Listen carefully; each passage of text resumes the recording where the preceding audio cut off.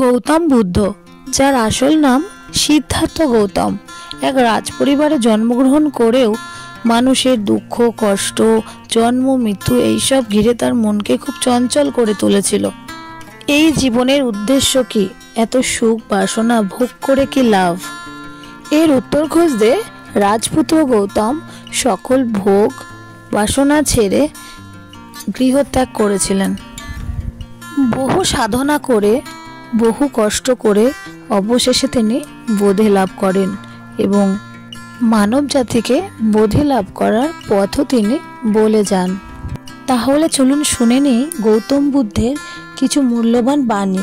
গৌতম বুদ্ধ বলতেন, মানুষের অহংকার কোনোদিনও সত্যকে গ্রহণ করতে দেয় না।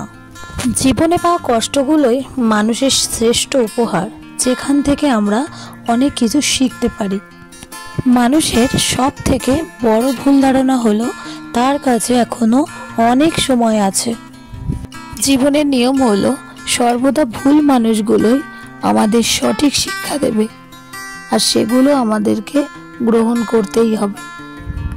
মানুষের কোনো পরিস্থিতিই ভাগ্যের জোরে পরিবর্তন হয় না, একমাত্র পরিবর্তন হয় কঠোর পরিশ্রমের মধ্য দিয়ে।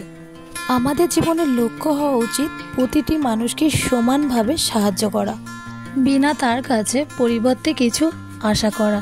তো ভিডিওটা আর বড় করছি না, ভিডিওটা ভালো লাগলে একটা লাইক কমেন্ট অবশ্যই করে দিও।